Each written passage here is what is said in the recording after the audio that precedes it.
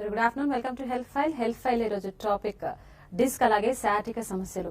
ఈ సమస్యలు రావడానికి గల కారణాలు ఏంటి, రాకుండా ఎలాంటి జాగ్రత్తలు తీసుకోవాలి, అలాగే ఎటువంటి లక్షణాలను మనం ప్రధానంగా నెగ్లెక్ట్ చేయకూడదు, అలాగే ఆయుర్వేదంలో సంపూర్ణ చికిత్స అనేది ఎలా ఉంటుంది ఈ సమస్యలకు, వీటి గురించి డీటెయిల్డ్ ఇన్ఫర్మేషన్ ఇవ్వడానికి ప్రస్తుతం TV5 స్టూడియోలో ఉన్నారు chief physician and managing director of Vardhan Ayurveda hospitals doctor Vardhan గారు. సో 9963155572 and 73 అనే నంబర్స్ కి కాల్ చేయండి, మీ డౌట్స్ ని క్లారిఫై చేసుకోండి. Hello sir, good afternoon. Sir, మీరు 17 సంవత్సరాలుగా ఆయుర్వేదం నుంచి మంచి సేవలు అందిస్తున్నారు. 6 బ్రాంచెస్ ఉన్నాయి. 2.5 లక్షల మందికి పైగా పేషెంట్స్ కి మీరు ఆయుర్వేద చికిత్స చేశారు. అలాగే 1 లక్ష మందికి పైగా సర్జరీలు కాకుండా ఆయుర్వేదంలోనే మీరు ఇచ్చారు. ఇది ఎలా సాధ్యమైంది మీకు? ఒకటండి, ఇక్కడ మనం నిజంగా చెప్పుకోవాలనుకుంటే ఆయుర్వేదం సనాతనమైనటువంటి శాస్త్రం అండి. ఈ శాస్త్రంలో ఏవైతే కారణాలు చెప్పారో, లక్షణాలు చెప్పారో, ఏవైతే సిమ్టమ్స్ చెప్పారో, అంటే 5,000 సంవత్సరాల కింద ఏదైతే లైఫ్ స్టైల్ ఉందో ఆ లైఫ్ స్టైల్ కి తగినట్టుగా కారణాలు చికిత్సలు చెప్పారో అదే లైఫ్ స్టైల్ ఇప్పుడు కూడా కొనసాగుతుందండి. సో లైఫ్ స్టైల్లో మాడిఫికేషన్ అనేది ఏమీ జరగలేదు. అప్పుడు ఎలా ఉందో ఇంకా అంతకన్నా వర్స్ అయిందే కానీ అంతకన్నా తక్కువగా ఏమీ కాలేదు. సో ఇప్పుడు ఆ చికిత్సా సూత్రాలని ఈ రోజు వరకు కూడా మనం కరెక్ట్ గా పాటించినట్లయితే మనం సర్జరీలు అవాయిడ్ చేయొచ్చు, సర్జరీ కాంప్లికేషన్స్ రాకుండా చూసుకోవచ్చు. ముఖ్యంగా స్పైన్ గురించి మనం మాట్లాడినట్లయితే వెన్ను అనేది ఒక సంక్లిష్టమైనటువంటి నిర్మాణం అండి. ఇది చాలా complex spinal structure, complex structure rather. ఈ స్ట్రక్చర్ లో నిజానికి మన శరీరంలో ఎవ్రీ ఆర్గన్ వర్క్స్ టుగెదర్ అంటాం. అంటే ప్రతి ఒక్క అంగము ఒకదానికి ఒకటి అనుబంధంగా పనిచేసినప్పుడే మనకు సమతుల్యమైనటువంటి ఆరోగ్యం అనేది కలుగుతూ ఉంటుంది. Life is perfect only when shared అని పెద్ద కొటేషన్ ఉందండి. దీంట్లో ఏంటంటే స్పైన్ అని మనం మాట్లాడినప్పుడు ఒక వెన్నుపూసనే కాకుండా వెన్నులో పారాస్పైనల్ స్ట్రక్చర్స్ అని ఉంటాయి. కండరాలు ఉంటాయి, లిగమెంట్లు ఉంటాయి, సిరలు ఉంటాయి, ధమన్లు ఉంటాయి, ఫేసెడ్ జాయింట్స్ అని ఉంటాయి. ఇవే కాకుండా నరాలు కూడా ఉంటాయి. సో వీటన్నిట్లలో దీంట్లో ఎక్కడ ఏ చిన్న తేడా వచ్చినా ఆటోమేటికలీ మొత్తం వెన్ను నొప్పి అనేది దారితీస్తూ ఉంటుంది. వెన్ను నొప్పి మొట్టమొదటిగా వచ్చేది ఒక లక్షణంగా వస్తుంది, లేదా మీకు గుర్తు చేయడానికి వస్తుంది, మీ శరీర భంగిమ సరిగా లేదు అని గుర్తు చేయడానికి వస్తుంది. ఆ స్టేజ్లోనే గనక మనం కరెక్ట్ అయినటువంటి చికిత్స తీసుకోవడమా, కరెక్ట్ అయినటువంటి ఔషధ ఆహార సేవన చేయడమా, లేదా మన లైఫ్ స్టైల్ని మార్చుకోవడమా చేస్తున్నట్లయితే నెక్స్ట్ స్టేజ్ ఆఫ్ ద డిసీజ్కి వెళ్ళదు. అదే దాన్ని అలానే అలక్ష్యం చేశామనుకోండి, వెన్ను నొప్పి లక్షణం కాస్త వెన్ను నొప్పికి దారితీస్తూ ఉంటుంది. అంటే simple లంబాగో will turn into లంబాగో syndrome are లంబాగో disease. దాన్ని కాస్త మనం అలక్ష్యం చేసినట్టయితే గ్రూప్ ఆఫ్ వ్యాధులన్నీ కూడా ఏర్పడతాయి. అంటే నొప్పితో మూలమైనటువంటి వ్యాధులన్నీ కూడా ఏర్పడుతూ ఉంటాయి. ఆయుర్వేదంలో వీటిని వాత రోగాలు అంటాం. సో వాతం అనేది ఏదైతే ఉందో ఇది ఏం చేస్తుంది అని మనం మాట్లాడుకున్నప్పుడు సర్వచేష్టావాతేన సహ్ ప్రాణీనాం స్మృత అంటాం. అంటే ఏంటంటే శరీరంలో జరిగే ప్రతి కదలికకు వాతమే మూలం. ఈ వాతము మన ఆయువుకి కూడా మూలమే. కాబట్టి మన ప్రతి కదలికని కూడా, అంటే వాతాన్ని కనుక కరెక్ట్ గా నియంత్రణ చేసుకున్నట్లయితే మన ప్రతి కదలిక కూడా కరెక్ట్ గా ఉంటుంది, సంపూర్ణమైనటువంటి జీవితం కలుగుతుంది, పర్ఫెక్ట్ అయినటువంటి లైఫ్ మనం పొందడానికి వీలవుతూ ఉంటుందండి. రైట్ అండి, డిస్కషన్ కంటిన్యూ చేసే ముందు కొన్ని కాల్స్ తీసుకుందాం. ఫస్ట్ నల్గొండ నుంచి భాషా గారు వెయిట్ చేస్తున్నారు. భాషా గారు, హలో హలో భాషా గారు, వినిపిస్తోందండి? మీ డౌట్ ఏంటో అడగాలి ప్లీజ్. వినిపిస్తుంది మేడం. ఎస్, వాల్యూమ్ మ్యూట్ చేయండి. నమస్తే మేడం. నమస్తే మేడం. భాషా గారు చెప్పండి. భాషా గారు, టీవీ వాల్యూమ్ తగ్గించండి, టైం వేస్ట్ అయిపోతుందండి, చాలా మంది కాలర్స్ ఉన్నారు. సార్ నాకు లెఫ్ట్ హ్యాండ్ లెఫ్ట్ లెగ్ తిమ్మిళ్ళు వస్తున్నాయి సార్ నాకు. ఓకే, అయితే మనకు లెఫ్ట్ సైడ్ లా నడుము కింద ఉంటుంది చూడండి. అవునండి. వెన్ను కాడ తిమ్మిళ్ళు వస్తున్నాయి, మంటగా ఉంటుందండి. ఎంత అండి మీ వయసు? నా వయసు 45 సార్. ఏం పని చేస్తుంటారు? నేను పోస్ట్ ఆఫీస్ లో లెటర్లు ఇస్తున్న పోస్ట్ మ్యాన్ గా చేస్తున్నాను సార్. నేను తిరగాలి, దూరం తిరగాలి. అవును సార్. ఓకే, కింద పడ్డారా ఎప్పుడన్నా?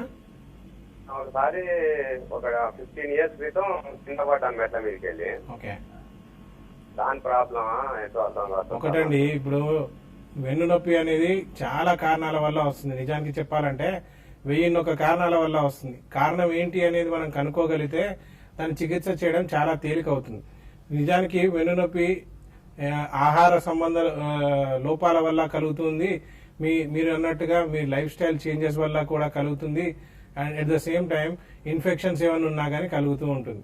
కాబట్టి మనం ఫస్ట్ మీరు చెప్పినట్టుగా ఏదైతే పోస్ట్ మ్యాన్ జాబ్ చేస్తున్నారో ఎక్కువగా తిరగడము, ఎక్కువగా స్ట్రెయిన్ అవ్వడము చేసినప్పుడు కండరాల వ్యవస్థ మీద ఎక్కువగా ప్రెషర్ పడుతూ ఉంటుంది. వెన్నునొప్పి రావడానికి నిజానికి 3 కారణాలండి.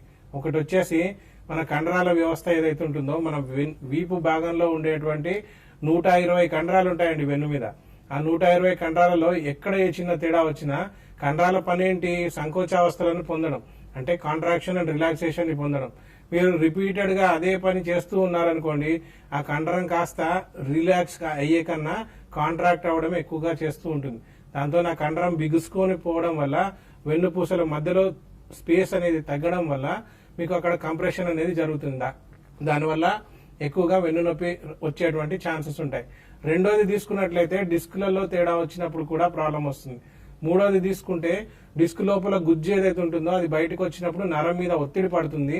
ఆ ఒత్తిడి వల్ల కాలంతా పాకేటువంటి సయాటికా రావచ్చు, చెయ్యంతా పాకేటువంటి సర్వైకల్ రాడిక్యులోపతి కూడా రావచ్చు.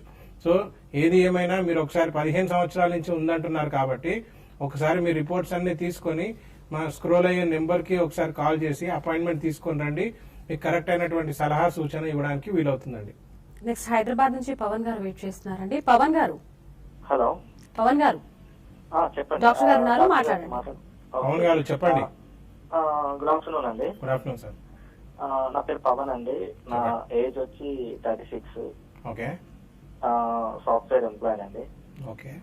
ఒక 6 months బ్యాక్ బైక్ మీద నుంచి పడి కొంచెం బ్యాక్ పెయిన్ వచ్చింది. ఓకే. బాగా సివియర్ గా వచ్చింది. ఓకే. సో ఆర్థోపెడిక్ సర్జన్ చూపిస్తే కొంచెం టాబ్లెట్స్ ఇచ్చారు, తగ్గింది. కాకపోతే గోయింగ్ ఫార్వర్డ్ తర్వాత ఏంటంటే కంప్లీట్ లెగ్స్ పెయిన్స్ వచ్చాయి. ఏ పెయిన్ వచ్చాయండి? లెగ్స్ 2 legs అన్నమాట. ఎక్కువసేపు నుంచుంటే ఇక్కడ మడమ పిక్కలు కింద ఉంటాయి కదా, అవునండి, కంప్లీట్ పెయిన్ వచ్చేది నుంచుంటే. ప్లస్ తర్వాత ఎక్కువసేపు ఉంచుంటే తర్వాత ఇమేజ్ వచ్చేటివి. ఓకే. తర్వాత డాక్టర్ గారిని కలిస్తే ఎంఆర్ఐ రాయించారు. ఆ ఎంఆర్ఐ లో L4 L5 ప్రాబ్లం ఉంది. ఓకే. సో కొంచెం రెస్ట్ తీసుకోవాలి అన్నారు. బట్ అది టాబ్లెట్స్ అయితే మానేశాను, బట్ తగ్గట్లేదు. దానికి ఏమైనా సొల్యూషన్ ఉంటుంది? ఒకటండి, నిజానికి వెన్నునొప్పి వచ్చినప్పుడు ఇతర వైద్య విధానాలలో చెప్పే చికిత్సలు ఏంటంటే బెడ్ రెస్ట్ అని చెప్తారు, లేదా పెయిన్ కిల్లర్స్ ఇస్తారు, లేదా ఫిజియోథెరపీ అంటారు, లేదా మీరు ఏదైతే మందులు వేసుకున్నారో అలాంటి మందులు వేసుకొని కొంచెం ఎక్సర్సైజ్ ప్యాటర్న్ పెంచుకోమంటారు, లేదా అల్టిమేట్ గా ఇంకా తగ్గకపోతే సర్జరీ అంటారు. ఇవన్నీ కూడా తాత్కాలిక ఉపశమనం మాత్రమే ఇస్తాయండి. నిజానికి శాస్త్ర ప్రకారం చెప్పాలంటే శరీరంలో ఎక్కడ నొప్పి కలిగినా వాతం ప్రకోపం చెందింది అని అర్థం. సో వాతం వల్లనే నొప్పి కలుగుతూ ఉంటుంది. కాబట్టి వాతాన్ని తగ్గించుకునేటువంటి పరిస్థితులు, వాతాన్ని తగ్గించేటువంటి ఆహార ఔషధాలన్నీ కూడా సేవించాల్సినటువంటి అవసరం ఉంటుంది. సో నిజానికి మీరు సాఫ్ట్వేర్ ప్రొఫెషనల్ అయినప్పుడు మీ కూర్చునే విధానం, నిలబడే విధానం, పడుకునే విధానం వీటిలలో తేడాలు వస్తాయి. So whenever you are in, మీరు ఆఫీస్లో ఎప్పుడైతే కూర్చుంటారో కంటిన్యూస్ గా కూర్చుంటారో మస్కులర్ స్ట్రెయిన్ అనేది జరుగుతూ ఉంటుంది. మీరు అన్నట్టుగా ఎంఆర్ఐ తీయించినప్పుడు చేంజెస్ వచ్చాయి అని అంటున్నారు. నిజానికి ఎంఆర్ఐలో చేంజెస్ డిస్క్లలో కలిగేవి 4 రకాలుగా చేంజెస్ కనబడతాయి. ఒకటి డిస్క్ బల్జ్ అని ఉంటుంది, రెండోది డిస్క్ ప్రొట్రూజన్ అని ఉంటుంది, మూడోది డిస్క్ ఎక్స్ట్రూజన్ అని ఉంటుంది, నాలుగోది వచ్చేసి సీక్వెస్ట్రల్ డిస్క్ అని ఉంటుంది. సో ఈ స్టేజ్ ఆఫ్ ద డిసీజ్ ని బట్టి మనం యూజువల్ గా చికిత్సలు చెప్తూ ఉంటాము. మన దగ్గర స్పెషల్ గా మేరు చికిత్స, మర్మ చికిత్స అని చేస్తామండి. ఇది దుష్ప్రభావాలు లేనటువంటి చికిత్స. దీనివల్ల సైడ్ ఎఫెక్ట్స్ ఏమీ ఉండవు, కాంప్లికేషన్స్ ఉండవు, సర్జరీలు అవసరం ఉండవు. ఒకసారి మీరు రిపోర్ట్స్ అన్ని తీసుకొని రండి. ఏ స్టేజ్ ఆఫ్ ద డిసీజ్ లో ఉన్నారో చూసేసి దానికి తగ్గట్టు చికిత్స చేయడానికి మనం ప్రయత్నం చేద్దామండి. సార్ ఇంకొకటి, స్పాండిలైటిస్ అనేది ఏ విధంగా వెన్ను నొప్పికి కారణం కావచ్చు? ఒకటండి, మనము వెన్నులో ప్రాబ్లమ్స్ స్టార్ట్ అయ్యాయి అని అంటే వెన్నులో బేసికల్ గా మనం క్రూడ్ గా క్లాసిఫై చేసుకుంటే 2 రకాల చేంజెస్ కనబడతాయండి. ఒకటి ఏంటంటే ఇంతకుముందు చెప్పినట్టుగా ఎక్కువగా కండరాల వ్యవస్థలో ఒత్తిడి పడినప్పుడు ఈ వెన్నుపూస దగ్గరికి వచ్చేసి ఒకదానికొకటి ఫ్రిక్షన్ అనేది ఏర్పడుతూ ఉంటుంది.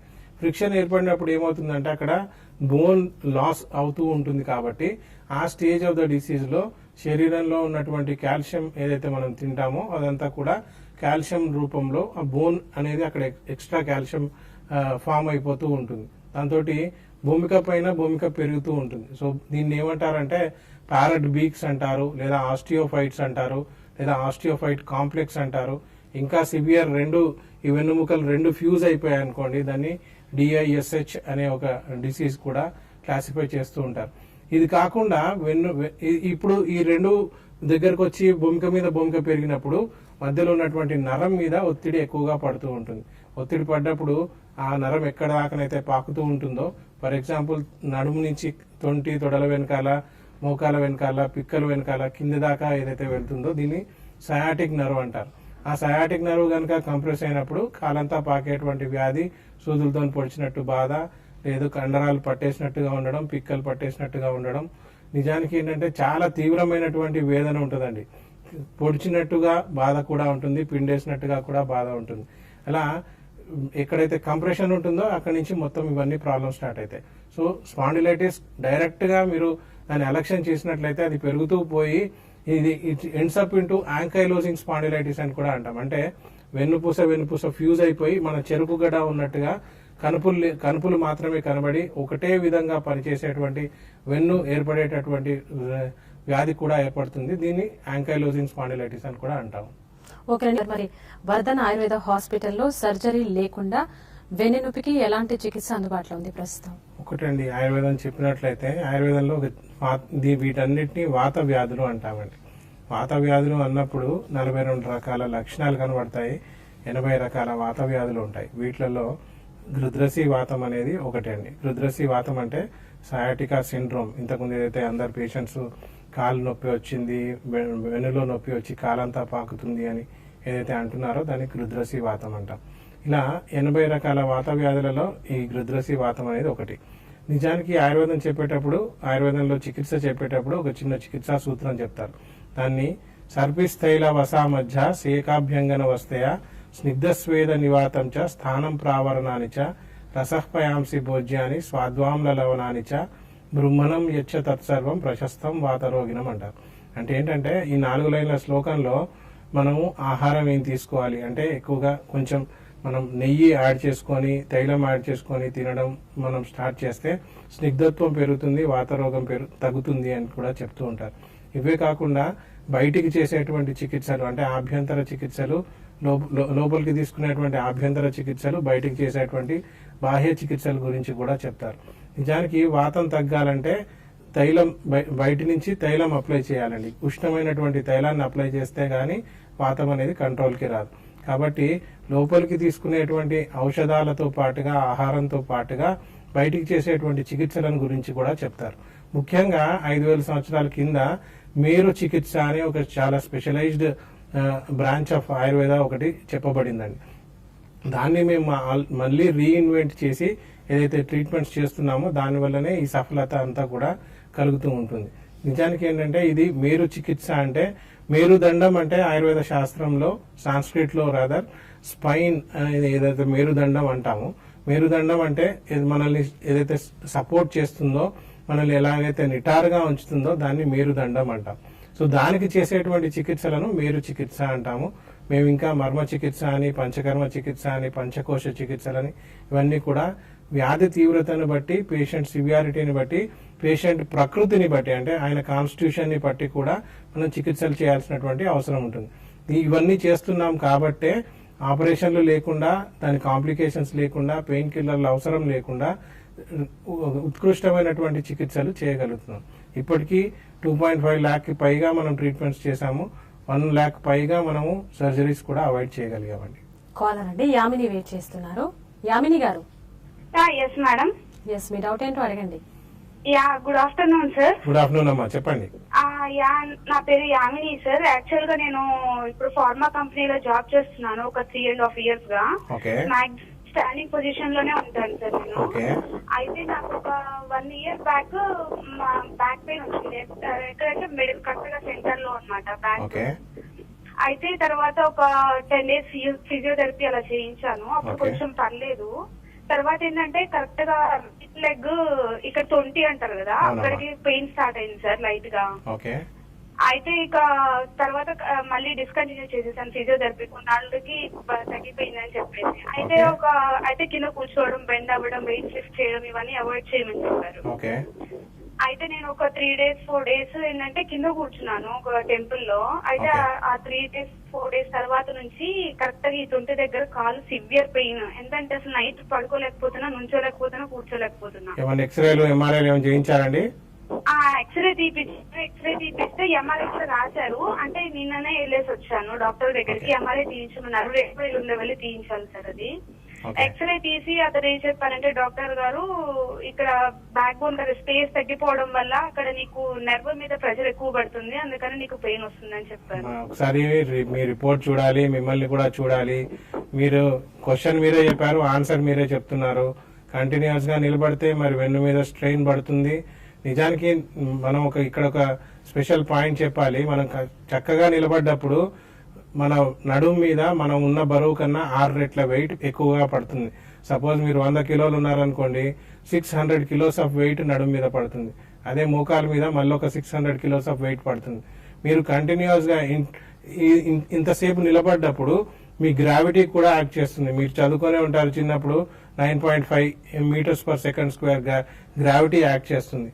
దీనికి తోడు మీరు ఎన్ని గంటలు నిలబడ్డారు అనేది కనుక క్యాల్కులేట్ చేస్తే ఒక మ్యాజికల్ ఫిగర్ కి రీచ్ అవుతారు. దాన్ని 90,000 కిలోస్ కనుక మీ వెన్ను మీద స్ట్రెయిన్ పడింది అనుకోండి, ఆటోమేటికలీ లోపల డిస్క్ అనేది ఉంటుంది. ఆ డిస్క్ పైన గట్టి వలయాలు ఉంటాయి. దీన్ని యాన్యులార్ ఫైబ్రోసిస్ అంటాం.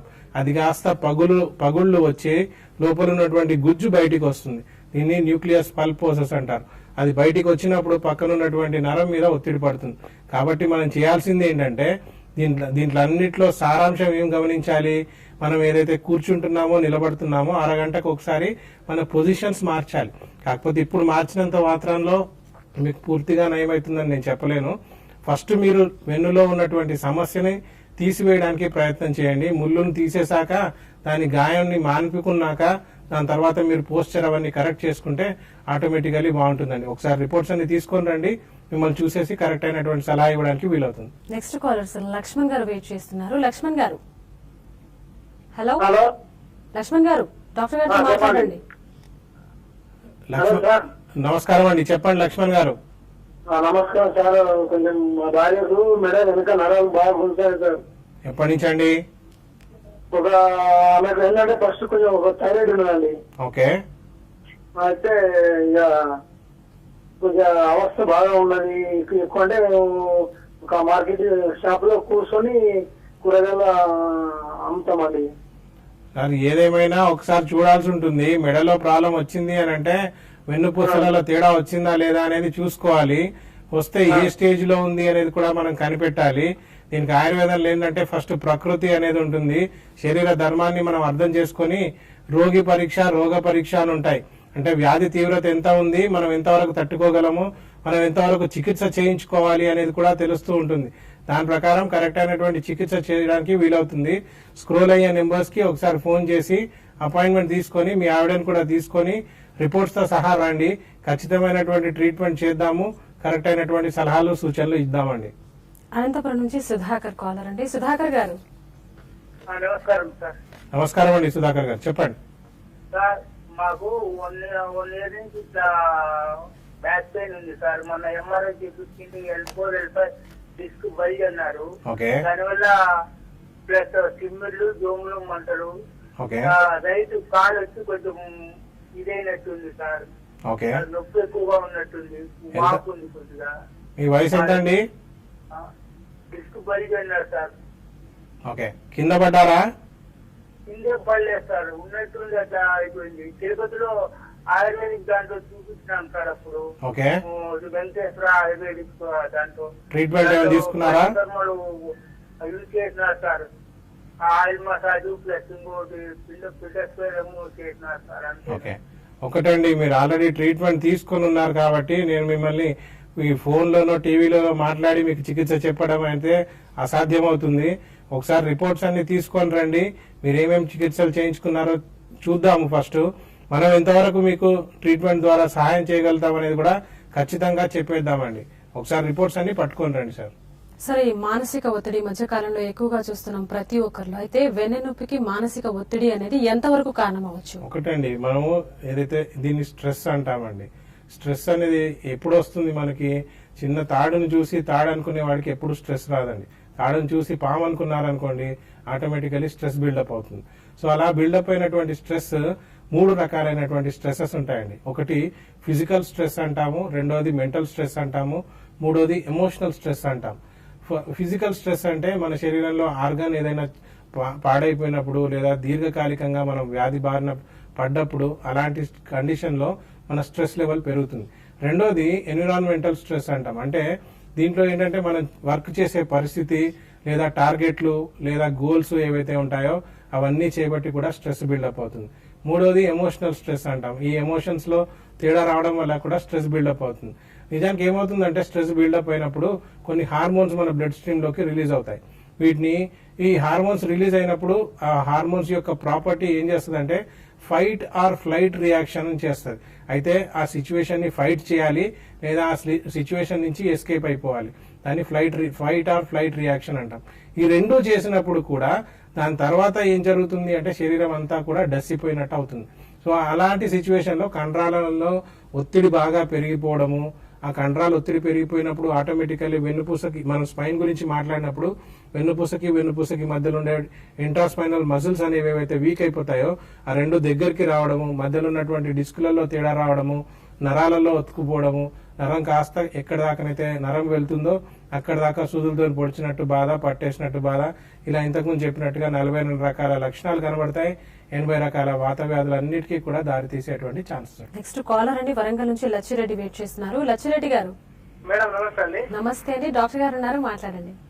సార్ నమస్కారం. నమస్కారం అండి, చెప్పండి సార్. ఒక 5 years నుంచి బ్యాక్ పెయిన్ ఉంది సార్ నాకు. ఓకే సార్ ఈ మధ్యన ఈ జాయింట్ పెయిన్స్, తర్వాత నైట్ పండుకున్నప్పుడు మొత్తం పట్టేసినట్టు, ఓకే ఈ మామూలుగా సర్వైకల్, తర్వాత ఎల్లు, ఈ రెండో ప్రాబ్లం ఉందని చెప్పారు సార్. ఓకే ఇదే సార్ బాగా ప్రాబ్లం అయితే కంట్రోల్ పట్టేసినట్టు, లేవడం, కూర్చోవడం, తర్వాత నడవడం, ఇవన్నీ కొంచెం డిఫరెన్స్ సార్. కరెక్ట్ నడవలేకపోతున్నాను సార్. ఓకే, ఏం లేదండి, లక్షణాలు ఆయుర్వేదంలో లక్షణాలు చెప్పేటప్పుడు ఒక చిన్న పాయింట్ చెప్తారు. సంకోచ పర్వాణం స్తబ్దో భేదోస్తం పర్వాణమపి రోమహర్ష ప్రలాపశ్చ పానీపృష్ట శిరోగ్రహ అని చెప్తారు. సంకోచ పర్వాణం అంటే ఈ కనుపులన్నీ కూడా పట్టేసినట్టుగా ఉండడం, స్తబ్దో భేదోస్తం పర్వాణమపి అంటే స్తబ్దంగా అయిపోవడం, భేదించినట్టుగా నొప్పి రావడం అంటే కొట్టినట్టుగా నొప్పి రావడం, ఇవన్నీ కూడా లక్షణాలుగా, వాత లక్షణాలుగా చెప్తారండి. ఇవన్నీ ఎప్పుడు తగ్గుతాయి? మీకు ఏదో పెయిన్ కిల్లర్ తీసుకొని ఆ పూటకి మీరు నొప్పి తగ్గించుకుందాం అనుకుంటే ఎప్పటికీ తగ్గదండి.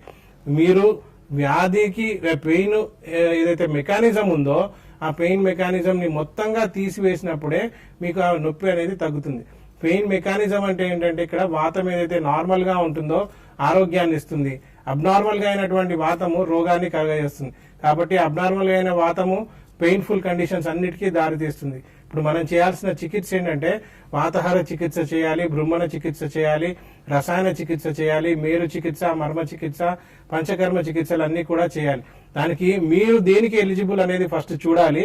మీరు ఒకసారి రిపోర్ట్స్ అన్ని తీసుకురండి, మిమ్మల్ని చూసేసి మీకు సూటబుల్ అయ్యేటువంటి చికిత్సని, మీకు సత్ఫలితాలు ఇచ్చేటువంటి చికిత్సని మనం చేయడానికి వీలవుతుందండి. Sir, prevention is more better than cure అంటారు. సో వెన్నునొప్పిని నివారించే ఆరోగ్యకరమైన జీవన విధానం. ఒకటండి, నేను అందరికి ఇంతకు ముందు కూడా చెప్పానండి, 3 E's ని గుర్తు పెట్టుకోవాలి. 3 E's అంటాం. ఈ ఇంగ్లీష్ లెటర్ ఈ. ఫస్ట్ వచ్చేసి ఎనర్జీ అండి, అంటే న్యూట్రిషన్ అనేది సరిగ్గా తీసుకోవాలి. ఇప్పుడు ఏదో ఫాస్ట్ ఫుడ్స్ కి అలవాటు పడి లేదా 0 సైజులు మెయింటైన్ చేద్దామని తపన పడేట వాళ్ళందరూ కూడా కరెక్ట్ ఫుడ్ తీసుకునేటువంటి ప్రయత్నం చేయాలి, అంటే న్యూట్రిటివ్ ఫుడ్ తీసుకోవాలి. రెండోది వచ్చేసి ఎక్సర్సైజ్ చేయాలి. ఈ ఫర్ ఎక్సర్సైజ్ అంటే కరెక్ట్ అయినటువంటి వ్యాయామం చేస్తే శరీరానికి లఘుత్వం వస్తుంది, కర్మ సామర్థ్యం పెరుగుతుంది. అంటే మనం చేయాల్సినటువంటి పని కరెక్ట్ గా ఈజీగా చేయగలిగేటువంటి గుణం పెరుగుతుంది. మూడో ఈ వచ్చేసి ఈ ఫర్ ఎర్గోనామిక్స్ అంటాం. అంటే మనం కూర్చునే విధానం, నిలబడే విధానం, పడుకునే విధానం, పరుగులెత్తే విధానం, బరువులెత్తే విధానం, ఇవన్నీ కూడా నేర్పించేటువంటి శాస్త్రం ఎర్గోనామిక్స్. మీరు ఒకసారి గూగుల్ సెర్చ్ లో టైప్ చేస్తే మీకు మొత్తం తెలిసిపోతుంది. మనం ఎలా కూర్చోవాలి, కంప్యూటర్ ముందు ఎలా కూర్చోవాలి, నిలబడితే ఎలా నిలబడాలి, ఇవన్నీ కూడా తెలుస్తాయి. కాబట్టి ఎనర్జీ, ఎక్సర్సైజ్ అండ్ ఎర్గోనామిక్స్ కనుక కరెక్ట్ గా పాటిస్తే ఆల్మోస్ట్ పెయిన్, స్పైనల్ పెయినే కాదు అన్ని పెయిన్స్ నుంచి కూడా మీరు తగ్గించుకొని కరెక్ట్ అయినటువంటి జీవన విధానాన్ని పాటించడానికి వీలవుతుందండి. ఓకేనండి, డాక్టర్ వర్ధన్ గారు వెన్నునొప్పి గురించి వివరించారు, అలాగే ఆయుర్వేదంలో ఉండే చికిత్స గురించి బాగా వివరించారు. వర్ధన్ ఆయుర్వేద హాస్పిటల్లో ఇంటర్నల్ అండ్ ఎక్స్టర్నల్ ట్రీట్మెంట్స్ ఉంటాయి, రిజల్ట్స్ కూడా అద్భుతంగా ఉన్నాయని తెలియజేశారు. చాలా మంది కాల్స్ కి మంచి సెషన్స్ ఇచ్చారు. Thank you very much. Thank you so much. ఇది వాళ్ళ health file. Keep watching TV5.